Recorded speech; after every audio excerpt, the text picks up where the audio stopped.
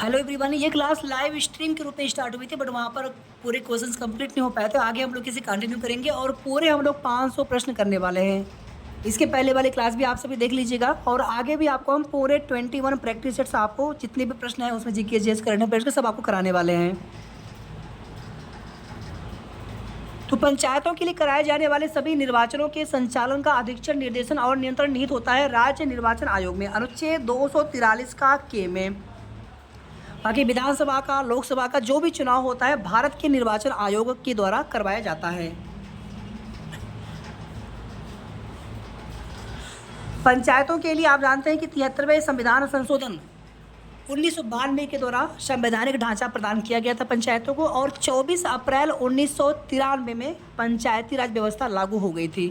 24 अप्रैल को प्रत्येक साल पंचायती राज दिवस के रूप में मनाया जाता है। 74वें संविधान संशोधन में नगर प्रशासन, पंचायतों के लिए 11वीं अनुसूची में प्रावधान किया गया। 11वीं अनुसूची जोड़ी गई थी, अनुसूची 11वीं, और नगर प्रशासन के लिए अनुसूची 12। रिंगेल मेन स्केल का प्रयोग निम्न के घनत्व मापन में होता है। धुआं, ध्वनि की तीव्रता की इकाई डेसिबल होती है। निकट दृष्टि दोष का इलाज किया जाता है अवतल लेंस के द्वारा और दूर दृष्टि दोष के लिए उत्तल लेंस के द्वारा। अच्छा, अगर आप 4 व्हीलर गाड़ी चलाई जाती है, मान लीजिए किसी के पास है, जो साइड मिरर होता है उसमें कौन सा दर्पण लगा होता है, तो आपको याद रखना है उसमें उत्तल दर्पण लगा होता है, उत्तल दर्पण। वायुमंडल में निम्न गैस की उपस्थिति के कारण वायु में पीतल फीका पड़ जाता है। हाइड्रोजन सल्फाइड गैस की उपस्थिति के कारण। ये क्लास आपको शायद संभवतः हम कम से कम, अभी ज़्यादा समय नहीं बचा है लेकिन जितना भी समय है आपको इस समय में लगभग 7-8 क्लासेस हम देने वाले हैं और इसमें 21 प्रैक्टिस सेट्स में जितने भी जीके जीएस करंट अफेयर के प्रश्न हैं, साथ में जो भी जनरल साइंस आदि के प्रश्न रहेंगे, तो आप समझ सकते हैं कि लगभग आपको 1000 से भी ज़्यादा प्रश्न आपको मिल जाएंगे। और ये प्रश्न आप सभी 1000 क्या, लगभग 1500 के आसपास, 1000 नहीं बल्कि ज़्यादा हो जाएंगे, 1400-1500 के आसपास। तो ये प्रश्न आप सभी अच्छे से देख लेंगे। बाकी हम जितना और प्रश्न उसमें कराते जाएंगे, हर क्वेश्चन में एक्सप्लेनेशन के माध्यम से उन प्रश्नों की संख्या काफ़ी ज़्यादा होगी। 5 ऑप्शंस के साथ ये सारे प्रश्न आपको मिलने वाले हैं। जीव विज्ञान नाम किसने दिया था? ध्यान दीजिएगा, जीव विज्ञान के जनक हैं अरस्तु, लेकिन नाम किसने दिया था? लैमार्क ने। ये बहुत कन्फ्यूजन होता है। जनक हैं अरस्तु लेकिन नाम किसने दिया था? लैमार्क ने। डार्विन महोदय ने उत्तरजीविता का सिद्धांत दिया है। लीनियस के द्वारा द्विनाम पद्धति दिया गया था और लीनियस को क्लासिफिकेशन या वर्गीकी का जनक या पिता भी कहा जाता है। पोलियो के टीके की खोज किसने की थी? पोलियो का टीका सबसे पहले जोनास साल्क महोदय ने, जो इंजेक्शन के द्वारा टीका लगाया जाता था, उसकी खोज की। फिर बाद में अल्बर्ट सापिन आए तो उन्होंने ओरल पोलियो ड्रॉप्स की टीके की खोज की। वर्तमान में दोनों तरह के टीके लगाए जाते हैं, ओरल भी पोलियो के और इंजेक्शन वाला भी। एडवर्ड जेनर ने चेचक के टीके की खोज की थी और सबसे पहला खोजा जाने वाला टीका यही है, चेचक। और किसने खोज की थी? एडवर्ड जेनर ने। एडवर्ड जेनर को इम्यूनोलॉजी, प्रतिरक्षा या इम्यूनोलॉजी का जनक कहा जाता है। अलेक्जेंडर फ्लेमिंग ने पेनिसिलिन की खोज की थी। रॉबर्ट कोच, इन्होंने टीबी के बैक्टीरिया की खोज की थी। ये सारी चीज़ें आपको याद रखना है। निम्न में से किस समिति द्वारा भारत में गरीबी की आकलन है तो पहली बार स्वास्थ्य एवं शिक्षा पर होने वाले निजी व्यय को भी शामिल किया गया है? तो आपको याद रखना है तेंदुलकर समिति। सर्वप्रथम क्षेत्रीय ग्रामीण बैंक की शुरुआत कब हुई थी? 1975 ईस्वी में। 1975 ईस्वी में। राष्ट्रीय खाद्य सुरक्षा अधिनियम लागू हुआ था किस साल में? तो यहाँ पर तो 11, 12, 15 कोई भी इसमें से नहीं है। 2013 में। 2013 आप सभी लोग जानते होंगे, बहुत ही आसान सा प्रश्न है। यहाँ पर ऑप्शन ई हो जाएगा राइट आंसर। भारत में national food for work program किस वर्ष में शुरू किया गया था? 2004 में। 2004 यहाँ पर है ना, ऑप्शन ए है। यहाँ पर राइट आंसर ऑप्शन ए हो जाएगा। मुक्त बाजार अर्थव्यवस्था पूंजीवादी अर्थव्यवस्था का एक महत्वपूर्ण पहलू है। अर्थशास्त्र और पूंजीवादी अर्थव्यवस्था के जनक एडम स्मिथ को माना जाता है। एडम स्मिथ की एक किताब भी है, द वेल्थ ऑफ नेशंस, इसे भी आप लोग जानते रहेंगे। चप चारकूट किस राज्य का एक त्यौहार है या झूम ऑपरेशन के सबसे कठिन कार्य यानी जंगल साफ करने के पूरा होने के बाद मार्च के दौरान मनाया जाता है? तो राइट आंसर हो जाएगा ऑप्शन ए, मिजोरम। विश्व शरणार्थी दिवस हर वर्ष किस डेट को मनाया जाता है? 20 जून को। 17 जून को क्या मनाया जाता है उसे भी आप जान लीजिए, विश्व मरुस्थलीकरण और सूखा निवारण दिवस। इसी प्रकार से देखेंगे तो 1 दिसंबर को विश्व एड्स दिवस, 10 दिसंबर को मानवाधिकार दिवस और 5 जून को पर्यावरण दिवस हो गया। 22 मई को अंतर्राष्ट्रीय जैव विविधता दिवस, 22 अप्रैल को विश्व पृथ्वी दिवस, 22 मार्च को विश्व जल दिवस, 21 मार्च को विश्व ग्लेशियर दिवस, 21 मार्च को विश्व वानिकी दिवस भी मनाया जाता है। 16 सितंबर को ओजोन परत संरक्षण दिवस मनाया जाता है। 8 मार्च को अंतर्राष्ट्रीय महिला दिवस, 29 अगस्त को राष्ट्रीय खेल दिवस, 28 फरवरी को राष्ट्रीय विज्ञान दिवस। तो ऐसे बहुत सारे दिवस हैं, आपको थोड़ा सा इन्हें देख लेना है अच्छे से। 1948 ओलंपिक खेलों का आयोजन स्थल क्या था? 1948 ग्रीष्म ओलंपिक खेल, जिसमें भारत ने मेजबान इंग्लैंड को हरा करके गोल्ड मेडल जीता था, तो लंदन में इसका आयोजन हुआ था। वन अनुसंधान संस्थान देहरादून में स्थापित है, की स्थापना इंपीरियल वन अनुसंधान संस्थान के रूप में की गई थी। किस वर्ष इसे इंपीरियल वन अनुसंधान संस्थान के रूप में स्थापित किया गया था? 1906 ईस्वी में, बाद में इसका नाम बदला गया था। राष्ट्रीय नमक सत्याग्रह स्मारक कहाँ स्थित है? राष्ट्रीय नमक सत्याग्रह स्मारक गुजरात में नवसारी जिला है, नवसारी जिले के दांडी में स्थित है। 2019 में इसे समर्पित किया गया था गांधी जी को। भारत के कितने राज्य और केंद्र शासित प्रदेश उत्तर प्रदेश की सीमावर्ती हैं? तो आपको याद रखना है, इसमें से कोई भी ऑप्शन नहीं है।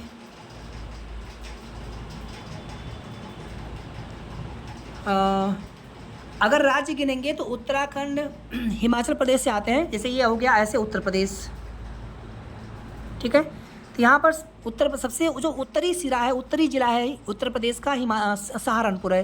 तो सहारनपुर हिमाचल प्रदेश से लगता है, एकमात्र जिला उत्तर प्रदेश का जो सहारनपुर है, जो कि हिमाचल प्रदेश राज्य से सीमा साझा करता था। हिमाचल प्रदेश पहला हो गया उत्तर प्रदेश से सीमा साझा करने वाला राज्य, दूसरा उत्तराखंड, फिर नेपाल आ जाएगा, उसके बाद नेपाल को छोड़िए, उसके बाद देखेंगे तो बिहार है, झारखंड, छत्तीसगढ़, मध्य प्रदेश, राजस्थान, हरियाणा, ठीक है। तो कुल 8 राज्य हो गए और एक दिल्ली केंद्र शासित प्रदेश भी है, राष्ट्रीय राजधानी भी है, तो कुल मिलाकर के 9 हो जाएगा राइट आंसर। कितने राज्य और केंद्र शासित प्रदेश? तो यहाँ पर राइट आंसर 9 होना चाहिए था, यहाँ पे हो जाएगा ऑप्शन उपर्युक्त में से कोई नहीं। कनाडा की राजधानी, अच्छा, उत्तर प्रदेश का सबसे पूर्वी जिला बलिया, सबसे दक्षिणी जिला सोनभद्र, सबसे पश्चिमी जिला शामली। एक बात आप सभी और याद रखेंगे, उत्तर प्रदेश का एकमात्र जिला सोनभद्र जो कि 4 राज्यों से सीमा साझा करता है, झारखंड है, बिहार है, छत्तीसगढ़, मध्य प्रदेश। उत्तर प्रदेश का ललितपुर जिला मध्य प्रदेश से 3 ओर से घिरा हुआ है, जबकि त्रिपुरा राज्य भारत का बांग्लादेश से 3 ओर से घिरा हुआ है। कनाडा की राजधानी ओटावा, फ्रांस की राजधानी पेरिस, नॉर्वे की राजधानी ओस्लो, ग्रीस की राजधानी एथेंस। अच्छा, कैनबरा किसकी राजधानी है? बहुत आसान सा प्रश्न है। राज्य की मंत्रिपरिषद सामूहिक रूप से किसके प्रति उत्तरदायी होती है? विधानसभा। ऐसे ही केंद्र में जो मंत्रिपरिषद होती, मंत्रिमंडल या जो भी कैबिनेट है, सो सामूहिक या मंत्रिपरिषद कह लीजिए, सामूहिक रूप से लोकसभा के प्रति उत्तरदायी होती है। मधुशाला किनकी कृति है? हरवंश राय बच्चन जी की। मैथिली शरण गुप्त की फेमस रचना है भारत भारती। रविन्द्रनाथ टैगोर जी की रचना है Chitrangada, Gitanjali, Chandalika, The Gardener, Hungry Stones आदि है। जयशंकर प्रसाद का कामायनी है, आंसू है, लहर है, बहुत सारी उनकी रचनाएं हैं। स्कंद गुप्त है, ध्रुव स्वामिनी है, बहुत सारे उनके नाटक हैं, रचनाएं हैं। उस्ताद जाकिर हुसैन का संबंध तबला से है, तबला। सितार के लिए फेमस है पंडित रविशंकर। सरोद के लिए फेमस है अमजद अली खां। बांसुरी के लिए फेमस हैं पन्ना लाल घोष, हरि प्रसाद चौरसिया। कौन सी भिन्न सबसे बड़ी, आप भाग दे करके देख लीजिएगा, बहुत आसान सा प्रश्न है और ये प्रश्न भी बहुत ईजी है, हम इसे सॉल्व नहीं करेंगे, समय लगेगा ज़्यादा, हम डायरेक्टली आ जाएंगे आगे। रीजनिंग है, यहाँ पर कुछ भी नहीं करना, आप देख लीजिएगा इसमें कि कैसे लिखा गया है। इवेंट टी के लिए है 7, आप यहाँ पे देखिए टी के लिए यहाँ पे 7 है, ये दोनों ऑप्शन तो होंगे नहीं, फिर और क्या है इवेंट में, यन भी, यन कहीं पर है, यन कहीं पर नहीं है, और ई है कहीं पर, ई भी नहीं है, वी यहाँ पर है, वी के लिए क्या है 5 है, तो यहाँ पर आना चाहिए वी की जगह 5 दोनों में यहाँ पर है, दोनों में अंतर क्या है 4 5 7, अच्छा यहाँ पर अंतर है ई के लिए, तो एक बार अगर ई के लिए 4 हो गया तो दोबारा भी ई के लिए 4 ही तो होगा, तो सी बी तो वैसे भी नहीं होगा। बहुत ही आसान सा प्रश्न है, अगर आप समझ पाए होंगे तो ये भी आप बहुत इजीली कर सकते हैं। देख लीजिएगा कि इनमें अल्फ़ाबेट में कितने का डिफरेंस है, और ये जो रिश्ते वाला होता है, ब्लड रिलेशन वाला, ये प्रश्न भी बहुत आसान होते हैं। और यहाँ पर देखिए ये भी बहुत प्रश्न आसान है, अगर आप देखना चाहें तो सभी पलंग, ये पलंग हो गया, सभी पलंग चारपाई है, और सभी सोफ़ा पलंग है, यानी पलंग के अंदर सोफ़ा हो जाएगा, ठीक है, सोफ़ा पलंग के अंदर है, क्योंकि सभी सोफ़ा पलंग होने चाहिए। सभी सोफ़ा चारपाई है, नहीं, चारपाई ज़्यादा बड़ा है, सोफ़ा उसके अंदर है, तो सभी सोफ़ा थोड़ी हो, अच्छा ठीक है, सभी सोफ़ा, ये अंदर वाला सोफ़ा है, चाहे चारपाई के अंदर है, तो सभी सोफ़ा चारपाई, बिल्कुल ठीक है पहला वाला। कुछ पलंग सोफ़ा है, बिल्कुल ठीक है, क्योंकि ये बीच वाला जो भाग है ये सोफ़ा है, तो कुछ पलंग सोफ़ा है, बाकी जो पलंग है वो पलंग कुछ और हो सकता है। तो यहाँ पर दोनों निष्कर्ष अनुसरण करते हैं।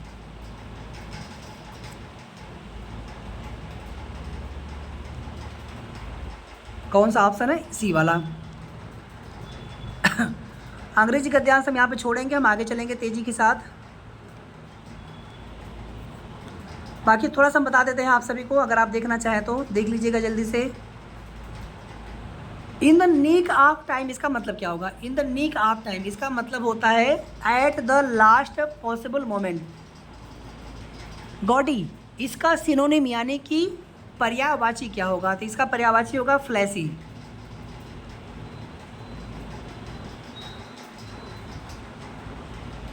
यहाँ पे क्या आएगा, in the United States of America 2 dozen people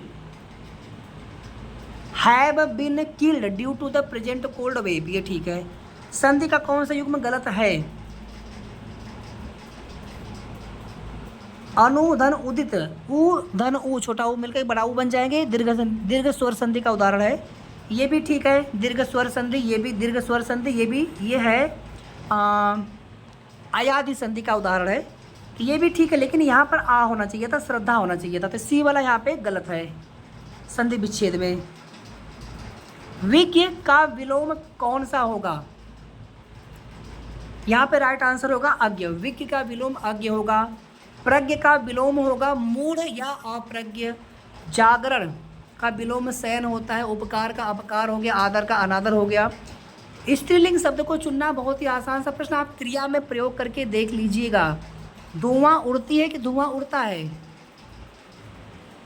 धुआं उड़ता है। भत्ता दिया जाता है कि भत्ता दी जाती है, भत्ता दिया जाता है। धावा बोला जाता है कि धावा बोली जाती है, धावा बोला जाता है। कार्य किया जाता है कि कार्य की जाती है, कार्य किया जाता है। तो यहाँ पर ये चारों पुल्लिंग है और स्त्रीलिंग इसमें से कोई नहीं, तो राइट आंसर ऑप्शन ई। जिसे बुलाया न गया हो अनाहूत बोला जाता है, अनाहूत। अतिथि जिसके आने की कोई तिथि ना हो, ज्ञात ना हो। मुगल बादशाह शाहजहां ने किस कवि को महाकवि राय की पदवी दी थी? इसमें से कोई भी नहीं है, तो यहाँ पर राइट आंसर हो जाएगा ऑप्शन ई। इसका राइट आंसर, इसका जो आंसर है सुंदर दास है, सुंदर दास। ये गद्यांश है और हम यहाँ पर जल्दी से आप गद्यांश देख लीजिएगा। हम पूरा गद्यांश पढ़ेंगे तो समय जाएगा इसमें, और गद्यांश वाले प्रश्न बहुत इजी होते हैं। हमारा मेन फोकस है जीके जीएस करंट अफेयर पे। न 3 में न 13 में मुहावरे का कौन सा अर्थ ठीक है? तो ऑप्शन डी, किसी भी गिनती में न आना। भर्त्सना का क्या तात्पर्य होता है? तिरस्कार, निंदा। तो यहाँ पर ए वाला हो जाएगा राइट आंसर। बाकी हम आपको नहीं बताएंगे, हम जल्दी से चलते हैं अगले गद्यांश पर और इसके प्रश्न देख लेंगे जल्दी से। क्या है? स्वार्थमय और अस्थिर के विलोम रूप क्रमशः क्या होंगे? निःस्वार्थ, निःस्वार्थ और गतिहीन। ठीक है, स्वार्थी का निस्वार्थी हो सकता था, लेकिन स्वार्थमय लिखा है तो निस्वार्थ होगा इसका विलोम। सफलता और कार्य और सफलता, कार्य और आत्मनिर्भरता शब्दों के लिंग क्रमशः है। सफलता, सफलता मिलती है कि मिलता है? सफलता मिलती है। कार्य किया जाता है, कार्य पुल्लिंग, और आत्मनिर्भरता होती है, आत्मनिर्भरता प्राप्त करनी है, आप ऐसे समझ लीजिए, तो स्त्रीलिंग है आत्मनिर्भरता भी, तो सी होगा राइट आंसर। जीवन की सफलता की पहली सीढ़ी कौन सी है? अच्छा छोड़िए इसको, आत्मनिर्भर बनना। हम लोग आ जाएंगे अब यहाँ पे, इसको छोड़ देते हैं। ग्राफ तालिका वाले प्रश्न है तो इतना आसान कि पूछिए मत, लेकिन यहाँ पर अभी हम लोग जो फोकस है, बाकी हम ग्राफ तालिका की अलग से क्लास फिर से आप सभी को करा देंगे। हाँ, अब करंट अफेयर देखेंगे आपसे भी। यहाँ पर 10 प्रश्न करंट अफेयर के आएंगे आपके पेपर में। मई 2025 में 22वां भारत टेलीकॉम 2025 का आयोजन कहाँ किया गया? नई दिल्ली में। मई 2025 में 12वां वैश्विक अंतरिक्ष अन्वेषण सम्मेलन 2025 कहाँ आयोजित हुआ? नई दिल्ली में, ये भी है। मई 2025 में भारतीय वायुसेना के नए उप प्रमुख के रूप में किसने पदभार ग्रहण किया? एयर मार्शल नर्मदेश्वर तिवारी, भारतीय वायुसेना, याद रखेंगे। मई 2025 में अंतर्राष्ट्रीय सौर गठबंधन का 123वां सदस्य देश कौन सा बना है? अंगोला। 123वां अंतर्राष्ट्रीय सौर गठबंधन का जो मुख्यालय है भारत में है, गुरुग्राम में। मई 2025 में किस कंजर्वेटिव नेता को जर्मनी का नया चांसलर चुना गया? फ्रेडरिक मर्ज को, ए ऑप्शन। मई 2025 में उल्लास नव भारत साक्षरता कार्यक्रम के अंतर्गत भारत का पहला पूर्ण साक्षर राज्य किसे घोषित किया गया है? बहुत इंपॉर्टेंट है ये भी प्रश्न, मिजोरम को, याद रखेंगे आप सभी। 11वें अंतर्राष्ट्रीय योग दिवस 21 जून 2025 की थीम क्या है? Yoga for one earth one health. अंतर्राष्ट्रीय प्रतियोगिता दोहा डायमंड लीग 2025 में भारतीय खिलाड़ी नीरज चोपड़ा ने कौन सा स्थान प्राप्त किया? दूसरा। मई 2025 में न्यायमूर्ति संजीव खन्ना के स्थान पर भारत के 52वें मुख्य न्यायाधीश के रूप में किसने शपथ ग्रहण किया? न्यायमूर्ति भूषण रामकृष्ण गवई। ये 52वें हैं, वर्तमान में यही हैं। प्रत्येक वर्ष राष्ट्रीय प्रौद्योगिकी दिवस कब मनाया जाता है? 11 मई को प्रत्येक साल राष्ट्रीय प्रौद्योगिकी दिवस मनाया जाता है, क्योंकि 11 मई 1998 को पोखरण परीक्षण किया गया था, परमाणु परीक्षण भारत का। अब चलेंगे हम लोग अगले प्रैक्टिस सेट पर जल्दी से।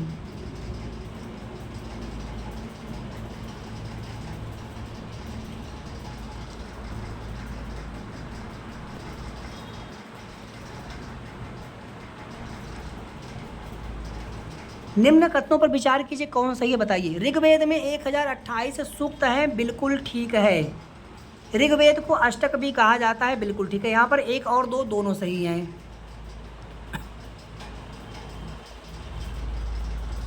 पार्श्वनाथ की शिक्षाएं संग्रहित रूप से जानी जाती हैं तो चातुर्याम नाम से इन्होंने अहिंसा, सत्य, अस्त्य और अपरिग्रह। बाद में जब महावीर स्वामी आए तो उन्होंने 5वां जोड़ दिया था, ब्रह्मचर्य। ठीक है, तो पार्श्वनाथ उनके बाद आए थे महावीर स्वामी जी। पार्श्वनाथ का जन्म वाराणसी में हुआ था और ज्ञान की प्राप्ति इनको सम्मेद शिखर पे हुई थी। निम्न में से कौन सा ग्रंथ का उल्लेख करता है कि अशोक श्रीनगर कश्मीर का संस्थापक था? राजतरंगिणी, कल्हड़ की रचना है राजतरंगिणी, और इसमें अशोक की मां का नाम सुब्रदांगी भी बताया गया है। निम्न में से किसने तुर्कान ए चहलगानी का गठन किया था इल्तुतमिश ने, और दमन किया था यानी खत्म किया था बलबन ने। तो दोनों चीज़ें आपको याद रखनी है। पानीपत का तीसरा युद्ध 1761 में अहमद शाह अब्दाली और मराठों के बीच हुआ था, जिसमें मराठों की बुरी तरह से हार हो गई थी। पहला युद्ध 1526 में पानीपत का, बाबर इब्राहिम लोदी हार गया, मुगल शासन की स्थापना। बाबर के बाद हुमायूं, हुमायूं के बाद अकबर, और 1556 ईस्वी में अकबर ने जब राज्याभिषेक जिस वर्ष हुआ था उसी वर्ष की बात है कि अकबर ने हेमू को हराया था पानीपत के दूसरे युद्ध 1556 ईस्वी में, और 1761 ईस्वी में पानी का तीसरा युद्ध है। भारतीय राष्ट्रीय कांग्रेस के निम्न अधिवेशनों में से किस अधिवेशन में तिलक जी ने कहा था स्वराज्य हमारा जन्मसिद्ध अधिकार है, मैं इसे लेकर रहूँगा? लखनऊ अधिवेशन 1916 ईस्वी, जिसमें कांग्रेस के नरंदल गरंदल और कांग्रेस और मुस्लिम लीग के बीच समझौता हुआ था। बम का दर्शन किसने लिखा था? बहुत ही आसान सा प्रश्न है, भगवती चरण बोहरा जी। हालांकि गांधी जी ने निंदा की थी, किसकी निंदा की थी?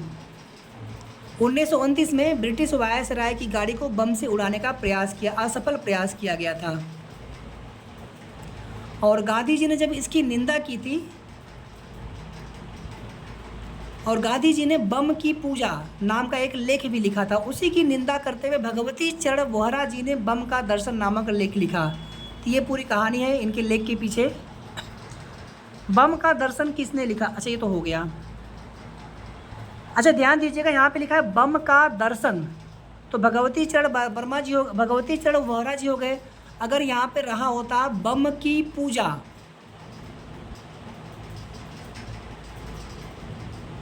तो गांधी जी राइट आंसर होता, हालांकि वो केवल एक लेख था।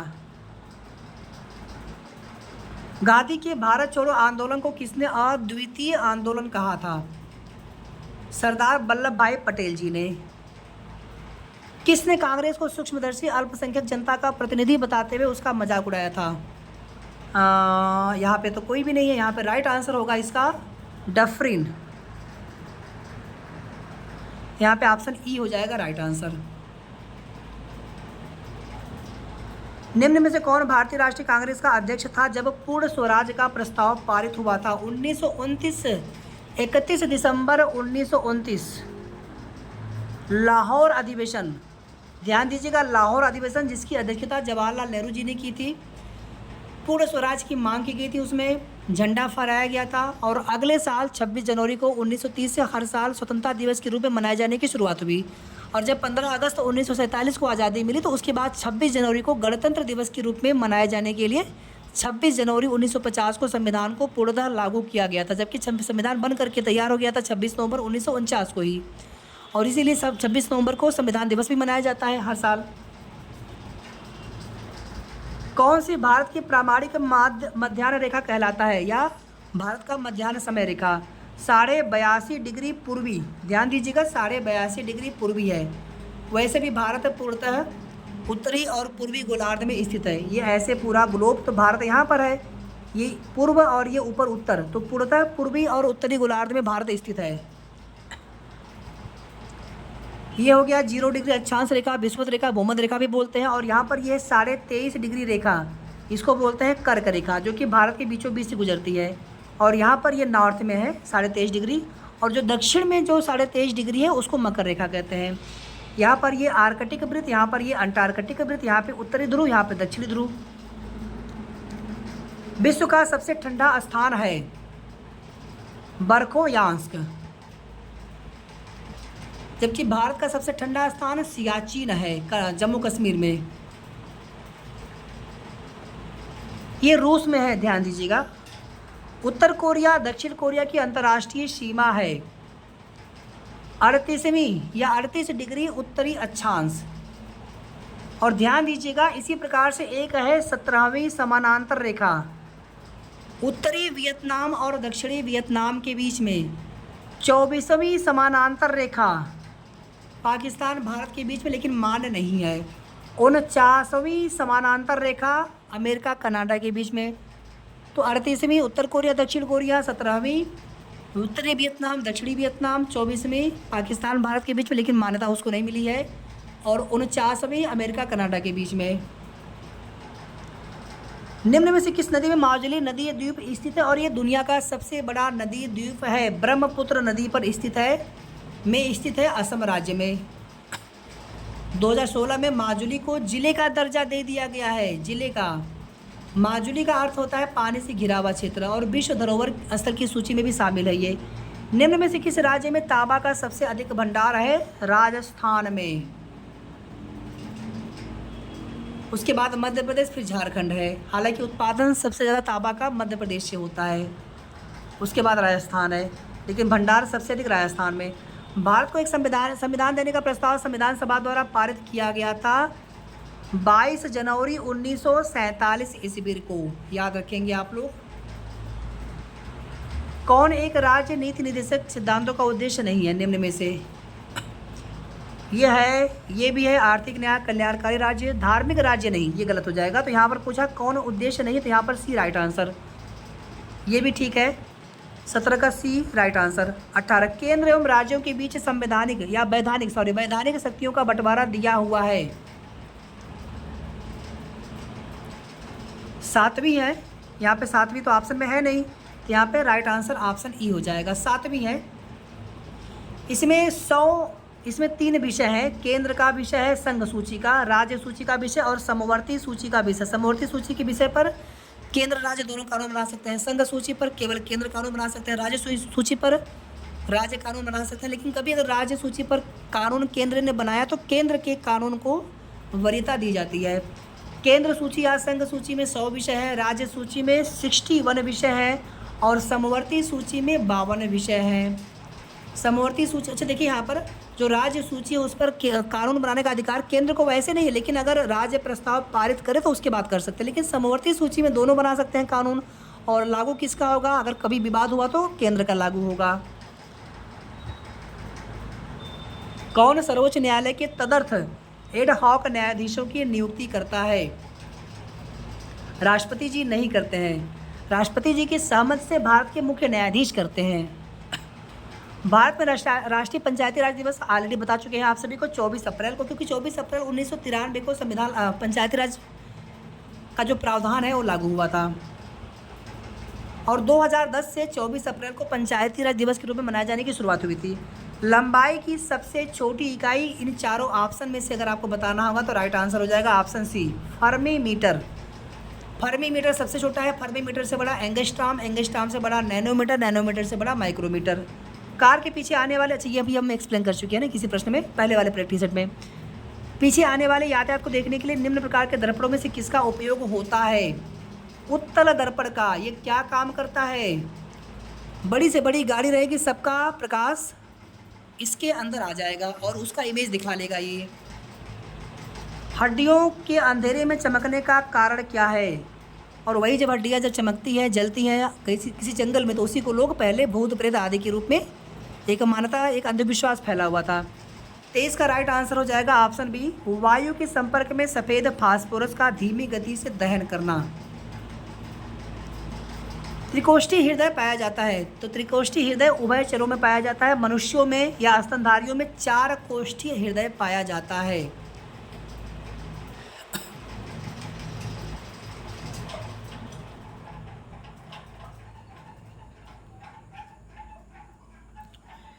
साल का टीका निम्न में से किसी व्याधि से संबंधित है? तो हमने आप सभी को बताया था कि साल का टीका एक टीका लगता है FIPV, या केवल आप IPV याद रखें, इनएक्टिव पोलियो वैक्सीन।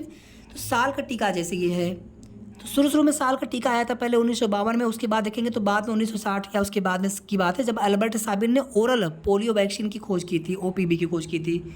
तो साल का टीका सीधे सीधे आपको याद रखना है, पोलियो से संबंधित है। चेचक के लिए एडवर्ड जेनर महोदय हो गए, आप लोग अच्छे से जानते हैं। और इंसुलिन की खोज किसने की थी? बैटिंग ने। इंसुलिन बैंटिंग ने खोज की थी। और चेचक के टीके की खोज एडवर्ड जेनर ने किया था। टीबी के लिए ग्यूरिन व कालमेट। और जो BCG का टीका लगता है, इसका नाम भी ऐसे रखा गया था, बैसिलस कालमेट ग्यूरिन, क्योंकि इनकी खोज करता है ग्यूरिन और कालमेट। भारत में गरीबी का आकलन किसके द्वारा किया जाता है? नीति आयोग। गलत हो गया यहाँ पे, 1 मिनट रुक जाइए, 1 मिनट रुक जाएंगे आप सभी। वैसे ठीक है, नीति आयोग का कार्य दल लिखा हुआ है ना, ठीक है बिल्कुल। और इनका जो कार्य दल है NSSO, राष्ट्रीय नमूना सर्वेक्षण कार्यालय, ये बिल्कुल ठीक है, सी ऑप्शन होगा राइट आंसर। निम्न में से कौन सा क्षेत्रीय ग्रामीण बैंक का कार्य नहीं है? ये है, ये भी है, ये भी है। अनुसूचित व्यापारी बैंकों का पूरक होना, भारतीय किसी पुनर्वित्त निगम के कार्यों को ले लेना, ये नहीं होगा। तो यहाँ पर प्रश्न के हिसाब से राइट आंसर ऑप्शन डी हो जाएगा। मानवीय गरीबी सूचकांक किस वर्ष में विकसित किया गया? 1997 ईस्वी में। प्रधानमंत्री श्रम योगी मानधन योजना असंगठित क्षेत्र के कामगारों के लिए वृद्धावस्था सुरक्षा सुनिश्चित करती है जिनकी मासिक आय कितने से कम या बराबर हो। ध्यान दीजिएगा, इसके पहले की क्लास, इसके बाद की सारी क्लासेज आप सभी देख लीजिएगा अच्छे से। तो यहाँ पर राइट आंसर होगा ऑप्शन बी 15,000। समानांतर अर्थव्यवस्था किसके कारण उभरती है? कर वंचन, काला धन या ऐसा पैसा जिस पर कर नहीं मिलता है सरकार को। 4 दिवसीय फसल कटाई उत्सव पोंगल आमतौर पर कहाँ मनाया जाता है? दक्षिण भारत में, तमिलनाडु, आंध्र प्रदेश, तेलंगाना आदि राज्यों में। हॉकी के प्रसिद्ध खिलाड़ी मेजर ध्यानचंद जी की जयंती के उपलक्ष्य में 29 अगस्त को हर साल राष्ट्रीय खेल दिवस के रूप में मनाया जाता है। 2012 में शुरुआत हुई थी इस खेल दिवस मनाए जाने की, और 2025 में जो खेल दिवस मनाया गया है उसकी थीम है खेल के मैदान का समतल करना, सामाजिक समावेश के लिए खेल है। भारतीय ओलंपिक संघ का गठन किस वर्ष किया गया था? 1927 में। यहाँ पर राइट आंसर ऑप्शन ई हो जाएगा क्योंकि इसमें राइट आंसर दिया नहीं गया है। वर्तमान में भारतीय ओलंपिक संघ के अध्यक्ष दोराबजी टाटा और सचिव A.G. नोहारान हैं। CBIC का पूरा नाम क्या है? Central board of indirect taxes and customs. Central board of indirect taxes and customs CBIC का पूरा नाम है। निम्न में से कौन सा कर्नाटक का एक शहर नहीं है? भूसावल तो महाराष्ट्र का शहर है, बाकी सभी कर्नाटक के शहर हैं, तो डी हो जाएगा राइट आंसर। निम्न में से कौन सा देश क्षेत्रफल की दृष्टि से भारत का सबसे छोटा पड़ोसी देश है? मालदीव। ठीक है, मालदीव और लक्षद्वीप के बीच में 8 डिग्री चैनल है। द जोंगखा किसकी शासकीय भाषा है? भूटान की। भूटान की राजधानी थिम्पू। किसी राज्य की मंत्रिपरिषद में मुख्यमंत्री सहित मंत्रियों की कुल संख्या उस राज्य की विधानसभा के कुल सदस्यों की संख्या के 15% से अधिक नहीं हो सकती।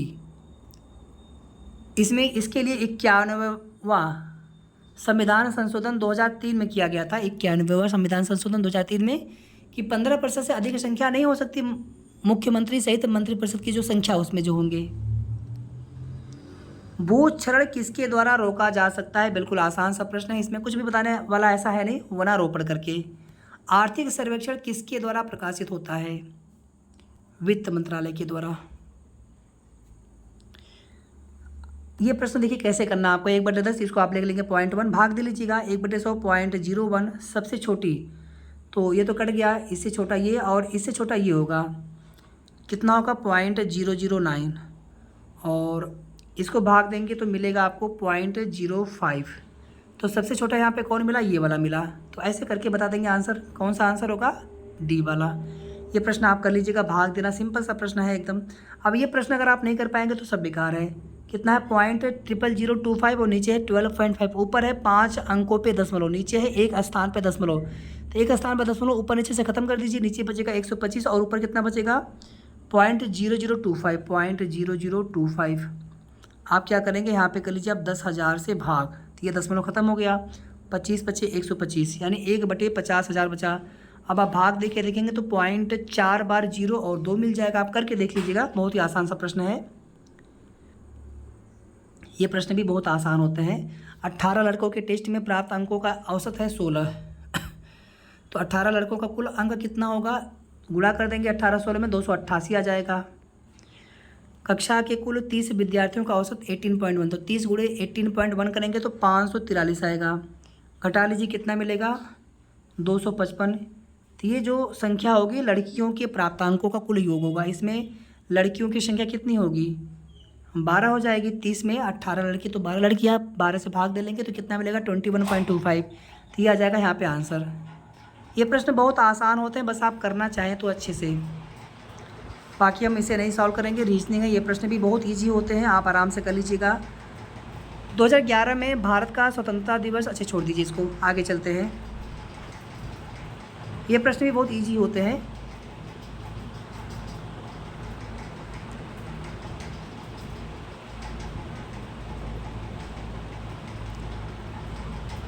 सभी चीते बंदर हैं, बंदर हैं।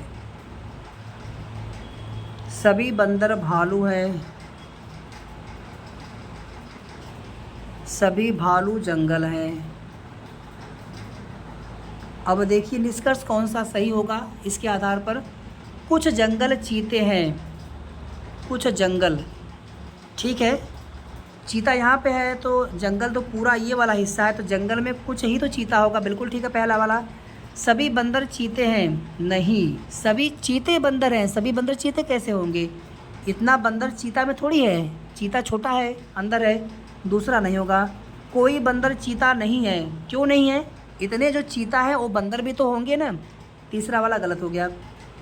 यहाँ पर केवल निष्कर्ष एक पालन करता है, आप इसे समझ गए होंगे उम्मीद है। अंग्रेजी गद्यांश, और यहाँ पे हम लोग डायरेक्टली चलेंगे प्रश्नों पर।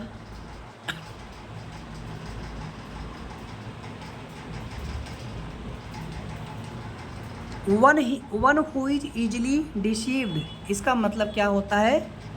गुल्लिबल, इसका मतलब होता है। एंटोनिम बताना है एम्पल का, तो राइट आंसर यहाँ पे होगा मेयर्ज।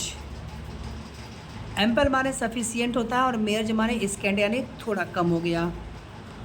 लिबरल का पर्यायवाची जेनरस होगा, सफिशिएंट का एम्पल हो जाएगा। पर्यायवाची की बात कर रहे हैं, बाकी ये तो एंटोनिम पूछा गया था आपसे। आई will be joining the office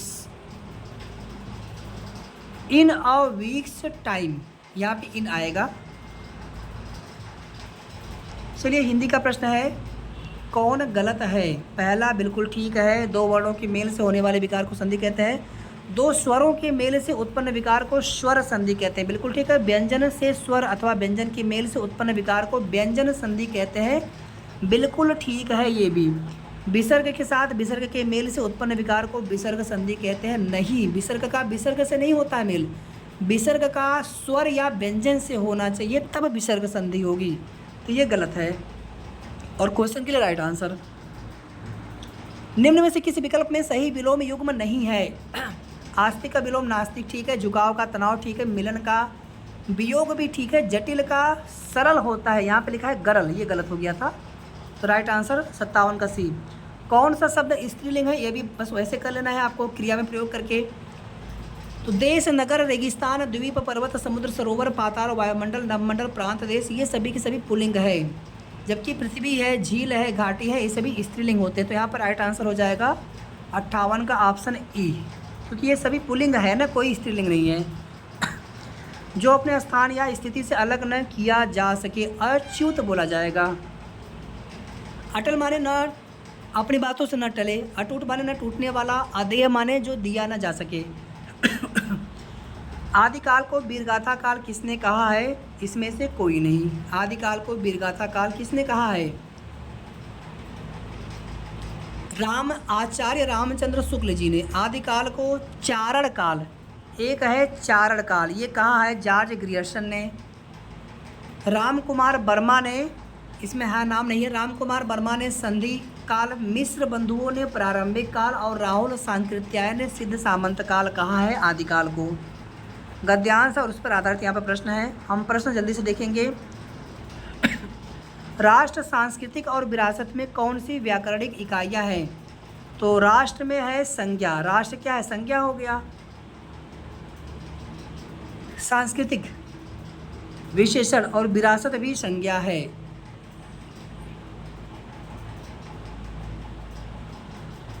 अंतर विरोध शब्द में किस प्रकार की संधि है? अंतः विरोध, इसमें विसर्ग आएगा तो विसर्ग संधि हो जाएगी। व्यक्ति की दृष्टि कब संकुचित हो जाती है? सी वाला राइट आंसर होगा। बाकी आगे चलते हैं जल्दी से। दूसरा गद्यांश और इस पर आधारित प्रश्न है,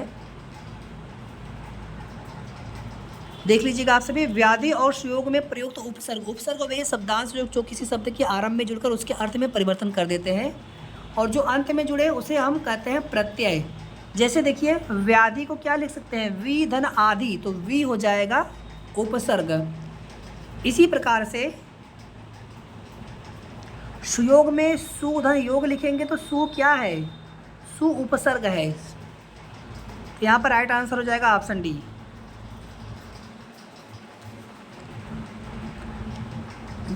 इसको छोड़ देते हैं और हम लोग डायरेक्टली चलते हैं अपने करंट अफेयर वाले प्रश्नों पर। मई 2025 में किस देश के लांग टांग घाटी में याला ग्लेशियर को मृत घोषित किया गया। फिलहाल में 21 मार्च को विश्व ग्लेशियर दिवस मनाए जाने की शुरुआत हुई है, याद रखिएगा, बहुत इंपॉर्टेंट। कोई चीज़ बिल्कुल नया होगा तो पूछा जाएगा एग्जाम में। तो यहाँ पे राइट आंसर है ऑप्शन सी, नेपाल।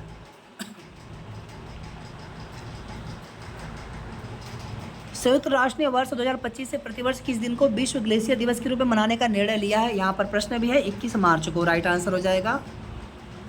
ठीक है, बिल्कुल इस साल से मनाया जाएगा, तो बहुत इंपॉर्टेंट है। मई 2025 में पीएम ने अमृत भारत स्टेशन योजना के तहत कितने रेलवे स्टेशनों का उद्घाटन किया है। 103, बहुत इंपॉर्टेंट ये भी है। पहले विश्व दृश्य श्रव्य और मनोरंजन शिखर सम्मेलन वेब्स 2025 का उद्घाटन जियो वर्ल्ड सेंटर मुंबई में किया गया। ये बिल्कुल ठीक है, ऐसे लिखेंगे वेब्स। ये भारत का पहला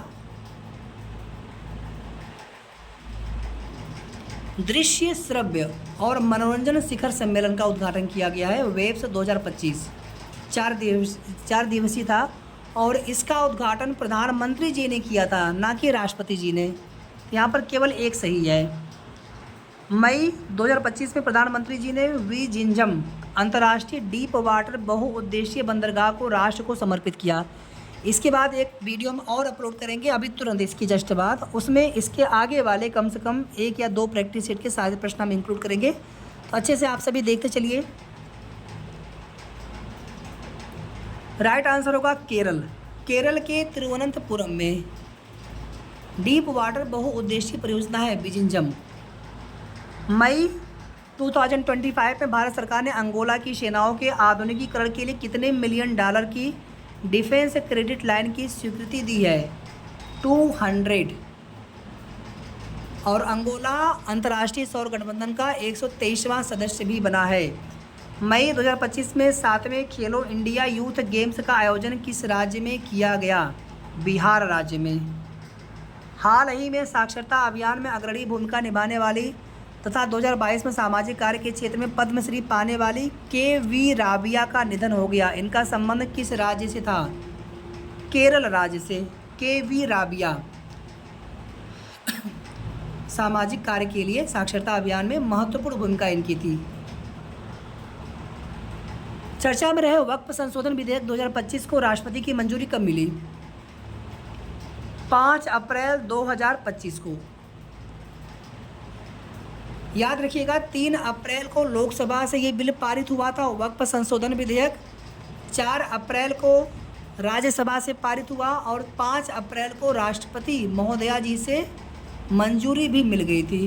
वक्फ संशोधन विधेयक 2025, ये पुराना वाला जो वक्फ अधिनियम 1995 उसमें संशोधन किया गया है। विश्व स्वास्थ्य दिवस कब मनाया जाता है। 7 अप्रैल को, क्योंकि 7 अप्रैल 1948 को विश्व स्वास्थ्य संगठन WHO की स्थापना की गई थी। और इस वर्ष जो थीम है विश्व स्वास्थ्य दिवस की, स्वस्थ शुरुआत आशापूर्ण भविष्य, हेल्थी बिगिनिंग्स होपफुल फ्यूचर्स। कुछ प्रश्न अगले वाले प्रैक्टिस करके उसके बाद हम लोग नेक्स्ट क्लास में आगे कंटिन्यू करेंगे। श्रवणबेल बेला में गोमतेश्वर की विशाल प्रतिमा किसने स्थापित की थी।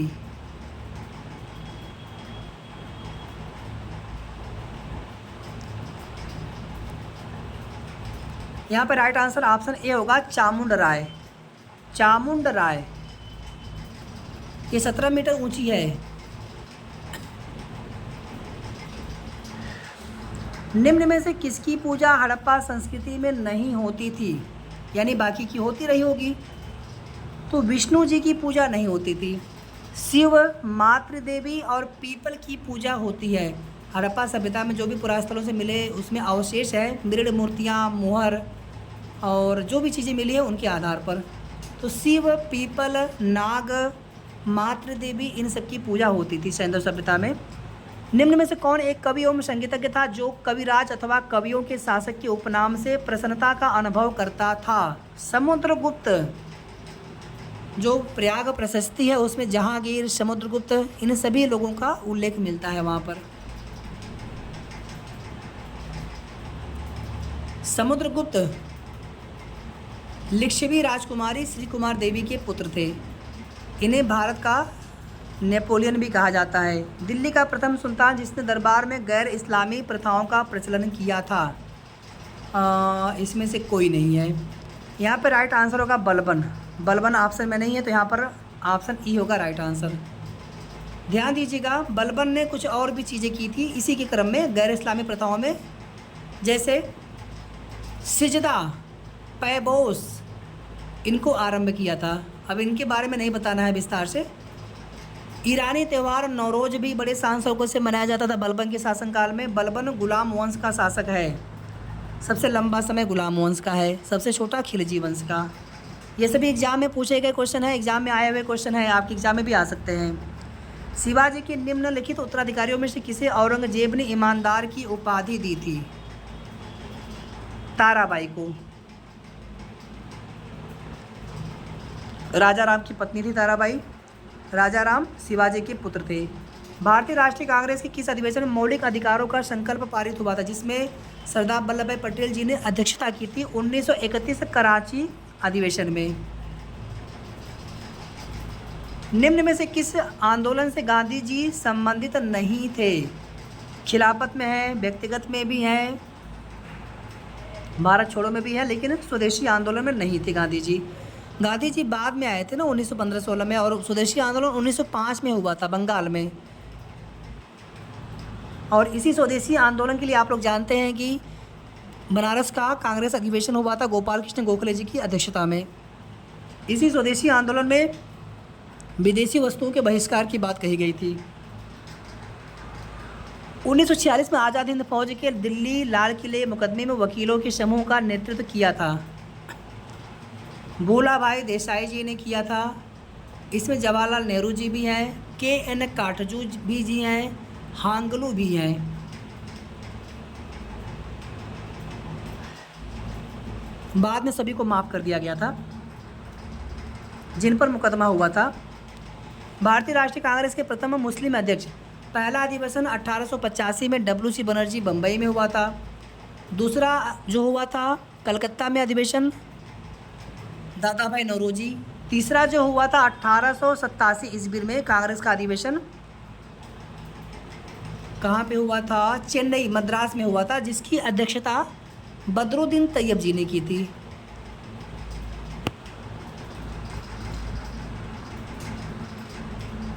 महात्मा गांधी ने दांडी यात्रा के साथ सविनय अवज्ञा आंदोलन प्रवर्तित किया था 1930 में। यहाँ पर भी ऑप्शन ई होगा राइट आंसर। 24 दिन की यात्रा की थी उन्होंने अरावली पर्वत श्रेणी के 78 लोगों के साथ में। अरावली पर्वत श्रेणी की सबसे ऊंची चोटी कौन सी है? अरावली, जो कि राजस्थान गुजरात से शुरू होकर के राजस्थान दिल्ली तक जाता है, हरियाणा दिल्ली तक। तो गुरु शिखर नाम है, 1722 मीटर ऊंची है। अधिकांश जो विस्तार है अरावली पर्वत का राजस्थान में है, लगभग 80%। यहीं से देखेंगे तो लूनी, साकी, बाना, साबरमती आदि नदियाँ उद्गमित हुई हैं। सभी प्रकार के जलवायु कटिबंध निम्न में से किस महाद्वीप में है? एशिया महाद्वीप में। सबसे बड़ा महाद्वीप भी एशिया महाद्वीप है। विश्व का लगभग 30% क्षेत्रफल एशिया महाद्वीप का है। निम्न अक्षांशों उत्तरी दक्षिणी में से किसे आप हॉर्स अक्षांश से संबद्ध करेंगे? 0 डिग्री।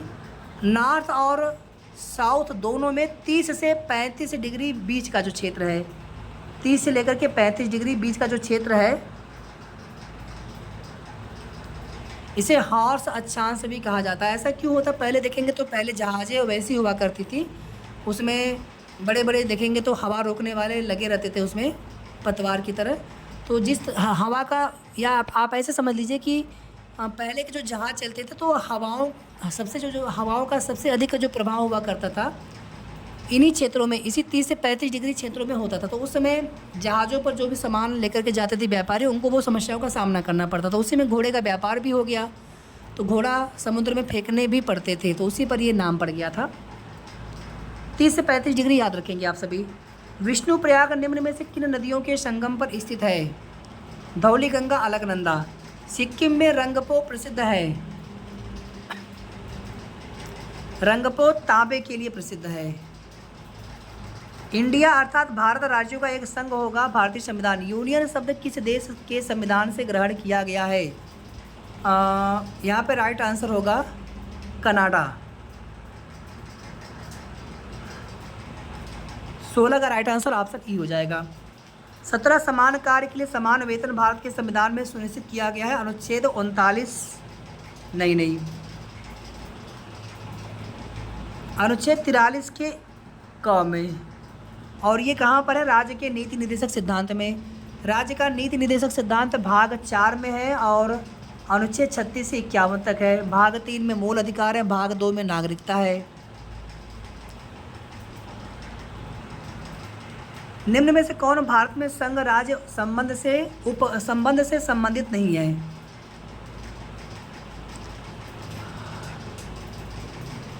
इंद्रजीत गुप्ता समिति, ये राइट आंसर होगा। इनका संबंध है चुनाव सुधार से।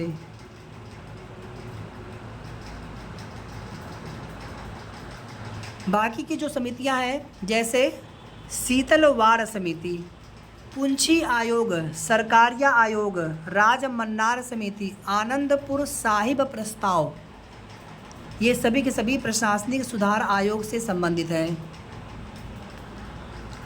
उच्चतम न्यायालय में संविधान के निर्वचन से संबंधित इस मामले की सुनवाई करने के लिए न्यायाधीशों की संख्या कम से कम कितनी होनी चाहिए? कम से कम 5 होनी ही चाहिए, और इसका प्रावधान है अनुच्छेद 145 के 3 में। सही उत्तर का चयन करिए, हम आपको डायरेक्टली आंसर बताएंगे, ऑप्शन डी। वे सभी लोग जो 21 वर्ष की आयु पूरी कर चुके हैं, राज्य विधानसभा के सदस्य चुने जाने की योग्यता रखते हों। पंचायती राज, 1 मिनट रुक जाएंगे आप सभी।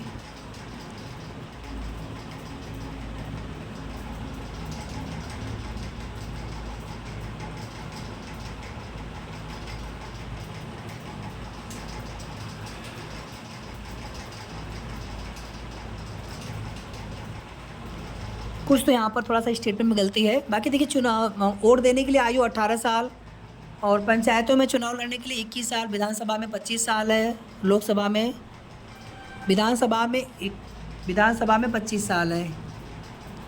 लोकसभा का भी सेम है। विधान परिषद हो चाहे राज्यसभा हो 30 साल है। राष्ट्रपति उपराष्ट्रपति के लिए न्यूनतम आयु 35 साल है। 1 किलोवाट घंटा का मतलब होता है 3.6 × 10⁻6 जूल। प्रकाश सीधी रेखा में चलता प्रतीत होता है क्योंकि प्रकाश की तरंग दैर्घ्य बहुत छोटी होती है। भोजन को संग्रहित करने के डिब्बे को इलेक्ट्रोप्लेटिंग में किस धातु का उपयोग किया जाता है? SN का मतलब होता है टिन, ताकि भोजन को दूषित होने से रोका जा सके, भोजन खराब भी ना हो। निम्न में से कौन सा रोग आनुवांशिक रोग है? वर्णांधता, थैलीसीमिया है, हीमोफीलिया है, ऐसे बहुत सारी बीमारियां हैं। रक्त में निम्न में से किसकी उपस्थिति के कारण ब्लू बेबी सिंड्रोम होता है? मेथोमोग्लोबिन, इसको आप लोग याद रखेंगे। हालांकि नाइट्रेट भी आपको यहाँ पर आंसर लग रहा होगा, लेकिन इसमें ज़्यादा अप्रोप्रिएट आंसर ऑप्शन बी होगा। न्याय के साथ विकास भारत की किस पंचवर्षीय योजना का मुख्य उद्देश्य था? 9वीं पंचवर्षीय योजना। पहली पंचवर्षीय योजना कृषि, सिंचाई, विद्युत। दूसरी में जो औद्योगिक चीज़ें थी। 5वीं में गरीबी उन्मूलन। 11वीं में तीव्रतम समावेशी विकास। ये सारी चीज़ें आपको याद रखनी है। 27 देखेंगे आप सभी। वित्त आयोग की संस्तुतियों के आधार पर निम्न में से कौन से करों की आय का बंटवारा केंद्र व राज्यों के मध्य होता है? आयकर, उत्पाद शुल्क का। अच्छा देखिए, 1 जुलाई 2017 से GST पूरे देश में लागू है। आपको ये तो पता होना चाहिए। प्रधानमंत्री कौशल विकास योजना 2015 में कौशल विकास और उद्यमिता मंत्रालय के तहत इसे शुरू किया गया था 2015 में। स्वर्ण क्रांति फलों के उत्पादन से संबंधित है, तिलहन के उत्पादन से संबंधित है पीली क्रांति, मछलियों के लिए नीली क्रांति, अंडे के लिए रजत क्रांति। सारी चीज़ें आपको याद रखना है। समष्टि अर्थशास्त्र मैक्रो इकोनॉमिक्स निम्न में से किसका अध्ययन है? संसाधनों का पूर्ण रूप से उपयोग न होने के कारणों, कुल निर्गत के निर्धारण,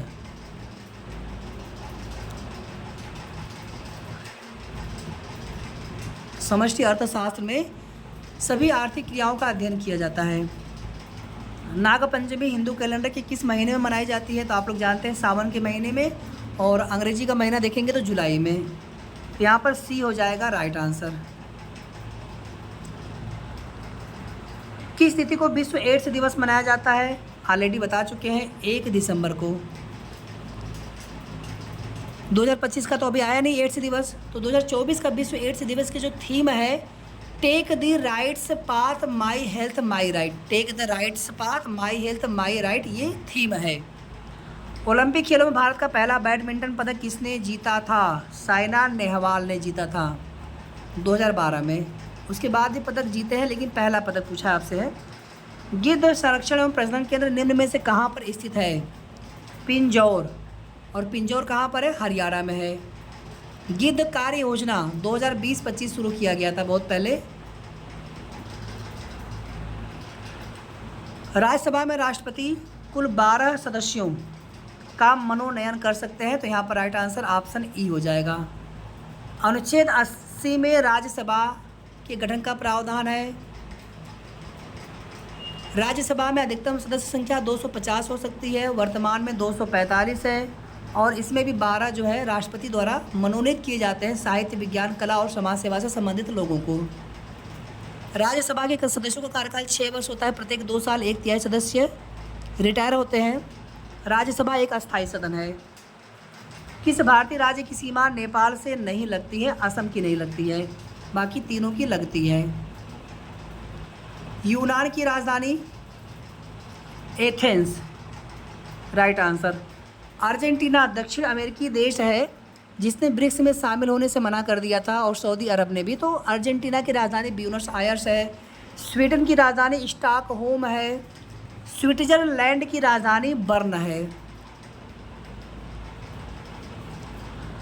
निम्न में से किस राज्य में लेजिस्लेटिव असेंबली विधानसभा क्षेत्रों की संख्या सर्वाधिक है? सब लोग जानते हैं, उत्तर प्रदेश। यहाँ पर विधानसभा कितनी सीटें हैं? 403 है, पहले 404।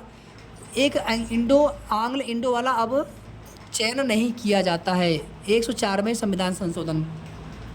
पश्चिम बंगाल में 294 है, महाराष्ट्र में 288, यानी उत्तर प्रदेश के बाद देखेंगे तो पश्चिम बंगाल 294, महाराष्ट्र में 288, बिहार में 243 है। ऐसे बाकी राज्यों में भी है। पणजी गोवा की राजधानी है। तो आपको सभी भारत के वर्तमान में सभी 28 राज्यों और 28 राज्यों और 8 केंद्र शासित प्रदेशों की राजधानी पता होनी चाहिए। गोवा 1961 तक पुर्तगालियों के शासन में रहा और 1987 ईस्वी तक केंद्र शासित प्रदेश रहा। फिर बाद में 1987 में गोवा को पूर्ण राज्य का दर्जा मिला। अच्छा, ध्यान दीजिएगा, स्वतंत्रता से पहले गोवा में समान नागरिक संहिता यूनिफॉर्म सिविल कोड यूसीसी अनुच्छेद 44 लागू किया गया था, और आज़ादी के बाद सबसे पहला राज्य इसे किसने लागू किया है? उत्तराखंड ने। माले की राजधानी? माले मालदीव की राजधानी है।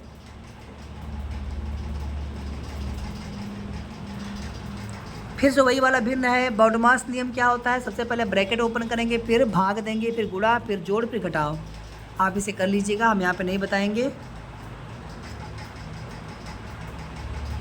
ये प्रश्न बहुत इजी होते हैं। अच्छा, यहाँ पे देख लीजिए, हमने आपको बताया था। अच्छा, छोड़िए सारी बातें। क्लीन में सी आएगा, सी कहीं पर नहीं है। एल भी कहीं पर नहीं। ई भी नहीं है, लेकिन ए है, ए की जगह पे नहीं, ऐसे नहीं मिलेगा। इजोटी देखते हैं यहाँ पर, एक बार करते हैं इसको। 5, 10, 15, 20 और 25। तो PMNOP, पी के लिए हो गया 16, ए के लिए 1, आई के लिए कितना हो जाएगा 9 हो गया, एन के लिए हो जाएगा 14, टी के लिए हो जाएगा 20।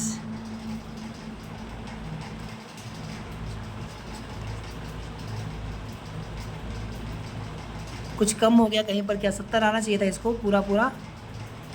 ठीक है, ऐसे ही सभी के आप जो उनके स्थान है अल्फ़ाबेट में उनको ऐड कर लेंगे तो आंसर मिल जाएगा 46 का। 46 का राइट आंसर होगा ऑप्शन बी 45। चलिए आगे चलते हैं सीधे। सभी एलियन लोग हैं,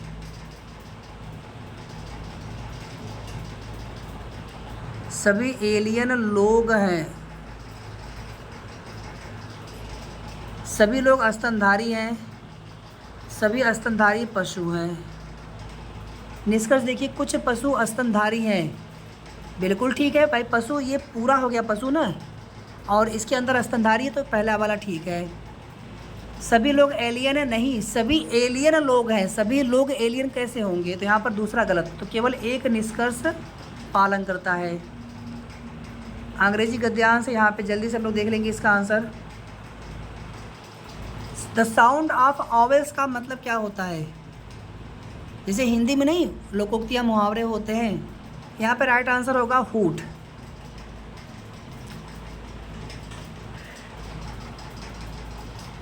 एंटोनिम विलोम शब्द, क्लैंडेस्टीन का विलोम क्या होगा, ऑनेस्ट। क्लैंडेस्टीन माने होता है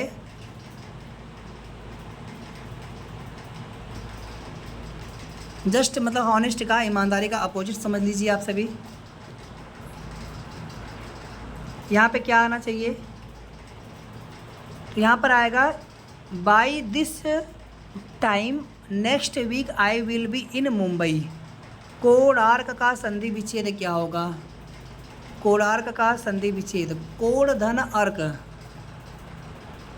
कोण धन अर्क, ये दीर्घ स्वर संधि है। ऑप्शन में तो कोई भी नहीं है, यहाँ पर हो जाएगा ऑप्शन ई। इनमें से विलोम शब्दों का एक सही युग्म है, आपत्ति का संपत्ति होगा विलोम, सही युग्म पूछा तो ये तो गलत है पहला वाला। अवर्षण का विलोम होगा वर्षण, गणतंत्र का विलोम होगा राजतंत्र, आदृत का विलोम तिरस्कृत सही दिया गया है, यही राइट आंसर होगा। स्त्री का पुरुष होगा, गुड़ का अवगुण होगा विलोम। चलिए पुल्लिंग स्त्रीलिंग बताना है आपको। कवि सम्राट नेता विदुर, ये पुल्लिंग है, ये पुल्लिंग है और इनको बदलना है स्त्रीलिंग में। तो कवि का कवयित्री, सम्राट का सम्राज्ञी, नेता का नेत्री, विदुर का विधवा। तो यहाँ पर फिलहाल में कोई भी ऑप्शन में नहीं मिला, तो ई हो जाएगा राइट आंसर। वह स्त्री जिसका पति प्रदेश से आने वाला हो के लिए एक शब्द है, उसे बोलते हैं आगमिष्य पतिका, आगमिष्य पतिका बोला जाता है उसे।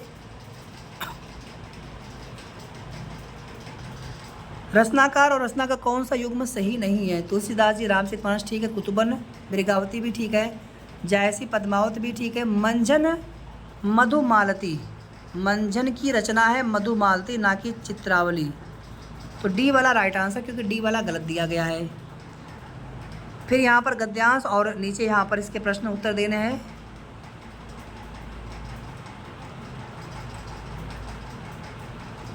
शैक्षणिक सांस्कृतिक शब्द किस व्याकरणिक इकाई से संबंधित और किस प्रत्यय से मिलकर बने, प्रत्यय हमेशा लास्ट में जुड़ते हैं, अंत में जुड़ते हैं। तो यहाँ पे राइट आंसर होगा ऑप्शन सी, विशेषण और विशेषण शब्द। शैक्षणिक सांस्कृतिक एक प्रत्यय लगा है दोनों में, दोनों विशेषण हैं। फिर गद्यांश और नीचे प्रश्न रहेंगे यहाँ पे। पहले प्रश्न पढ़ लीजिएगा जल्दी से, फिर गद्यांश को पढ़ते जाइए, चाहे हिंदी अंग्रेजी में, और आंसर करते जाइए। ग्राफ तालिका छोड़ देंगे, हम लोग सीधे चलेंगे डायरेक्टली अपने करंट अफेयर वाले प्रश्नों पर। 1 अप्रैल 2025 में सरहुल महोत्सव किस राज्य में मनाया गया? ध्यान दीजिएगा आप सभी, जितना इस क्लास में हो रहा है, जैसे 3 प्रैक्टिस सेट मान लीजिए यहाँ पर समाप्त हो गया, तो चौथा प्रैक्टिस सेट हम लोग अगले क्लास में करेंगे, 4 5 6 7 जितना भी हो पाएगा। फिर तीसरे क्लास में ऐसे ही 8 9 10 11 ऐसे करते करते टोटल 21 प्रैक्टिस सेट हम लोग 7 8 क्लासेस में कंप्लीट करेंगे।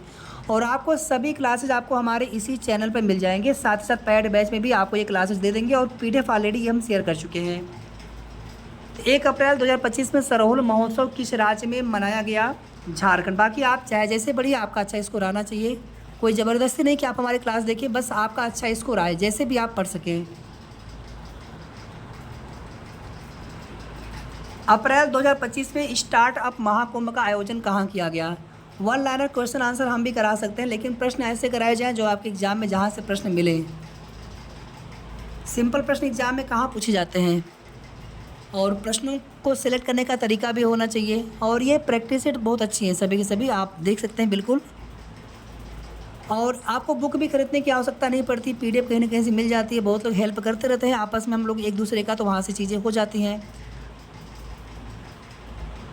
यहाँ देखेंगे आप सभी, स्टार्टअप महाकुंभ का आयोजन नई दिल्ली में किया गया।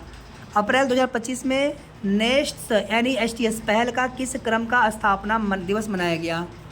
7वां। NESTS का मतलब है national education society for tribal students, नई दिल्ली में मनाया गया 7वां। अप्रैल 2025 में भारत ने किस वर्ष बिम्सटेक खेलों की मेजबानी की घोषणा की है? 2027। मार्च 2025 में किस राज्य ने सारथी चैट बॉट लॉन्च किया है? हरियाणा राज्य ने। अप्रैल 2025 में किस देश ने वाटर हाईवे नामक परियोजना को शुरू किया है? मोरक्को। मोरक्को एक अफ्रीकन कॉन्टिनेंट या अफ्रीकन महाद्वीप में स्थित देश है।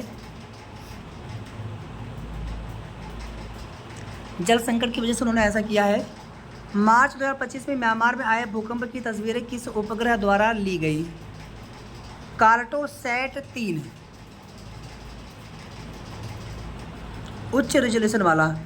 अप्रैल 2025 में टाइगर ट्रायम्फ 2025 अभ्यास भारत और किस देश के बीच हुआ? भारत और अमेरिका के बीच में टाइगर ट्रायम्फ नामक संयुक्त सैन्य अभ्यास।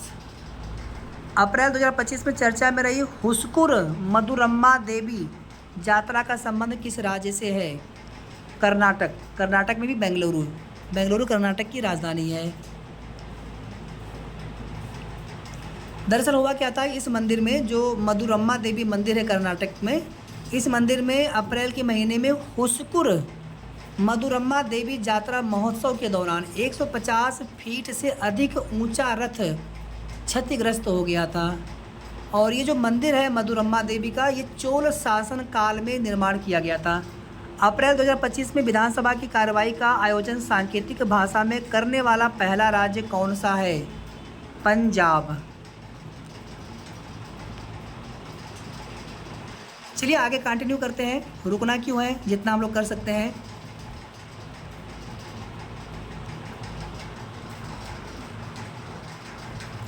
चौथा वाला प्रैक्टिस सेट।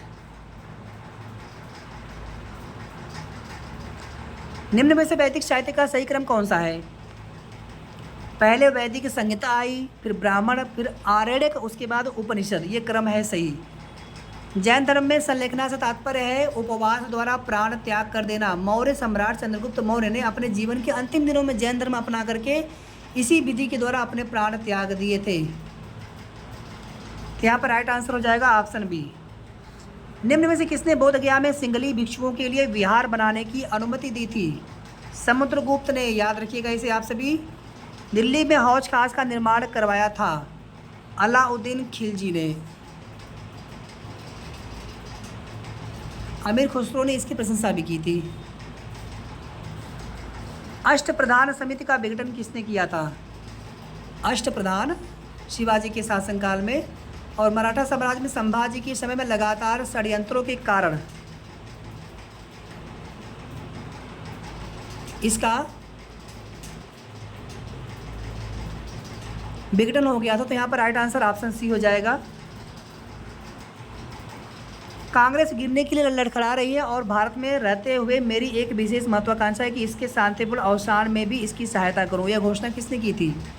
करजन ने। इसी प्रकार से डफरिन का भी हमने एक स्टेटमेंट आप सभी को बताया था। निम्न में से किस आंदोलन में महात्मा गांधी ने पहली बार भूख हड़ताल का प्रयोग हथियार के रूप में किया था? अहमदाबाद हड़ताल। टेक्सटाइल लेबर एसोसिएशन की स्थापना की। आईएनए की स्थापना हुई थी। आईएनए यानी इंडियन नेशनल आर्मी 1942 में मोहन सिंह ने सिंगापुर में। बाद में 1943 में इसका नेतृत्व सुभाष चंद्र बोस जी को सौंप दिया था। सी हो जाएगा राइट आंसर। तो मोहन सिंह का नाम याद रखेंगे, सुभाष चंद्र बोस जी को आप लोग जानते रहेंगे। भारतीय राष्ट्रीय कांग्रेस के किस अधिवेशन में वंदे मातरम का गान सर्वप्रथम किया गया था? हम आपको बता चुके हैं 1896 और 1916 वाले में राष्ट्रगान।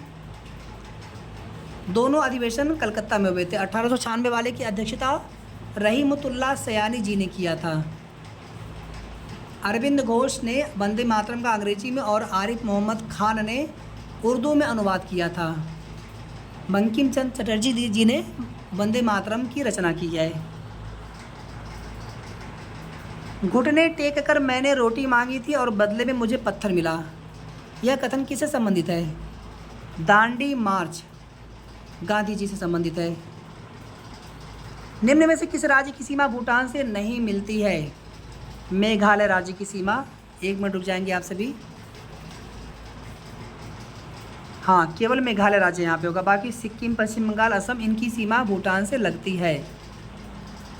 मेघालय की सीमा केवल बांग्लादेश से लगती है। मरुस्थल परिभाषित किया जाता है उस क्षेत्र के रूप में जहाँ पर 25 सेंटीमीटर से वर्षा कम होनी चाहिए। ग्रीनविच में अगर मध्याह्न है, एक जगह का स्थानीय समय 5 बजे साया है, निम्न में वह कौन सा यामोत्तर है जिस पर उपयुक्त जगह अवस्थित है? ग्रीनविच 0 डिग्री देशांतर रेखा है। 180 डिग्री को अंतर्राष्ट्रीय तिथि रेखा कहते हैं। 5 घंटे का मतलब है कि 1 घंटे में 15 डिग्री, तो 5 घंटे में 75 डिग्री। और हमेशा हम पूर्व की तरफ जाएंगे क्योंकि प्लस में है ना। राइट आंसर ए हो जाएगा। ध्यान दीजिएगा, अगर ये माइनस में होता कि हम पीछे चले गए, 5 घंटे हम पीछे चले गए, तो वहाँ पर हमें फिर वहाँ पे हमें पश्चिम लिखना होता। यानी कि आप ऐसे समझिए, मान लीजिए यहाँ पर ये ग्रीनविच लाइन 0 डिग्री हो गई, इधर जाएंगे तो समय प्लस में रहेगा, इधर जाएंगे तो समय पीछे रहेगा।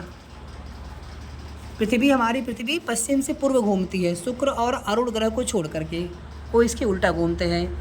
निम्न में से कौन सी नदी ज्वार बनाती है? हुगली नदी।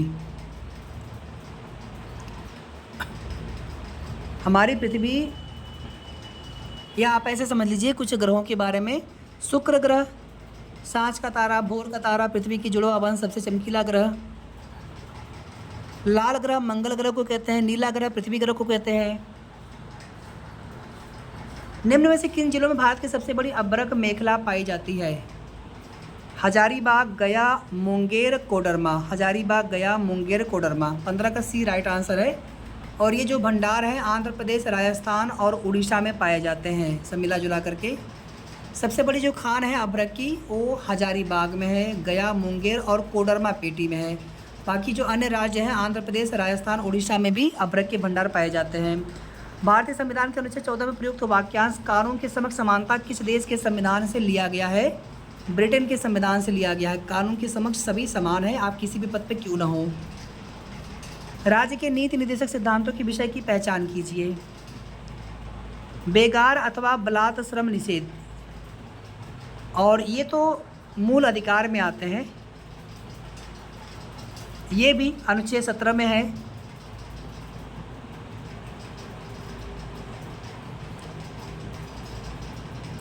अनुच्छेद 47 में है, मद्य निषेध है, पोषाहार स्तर ऊपर उठाना है।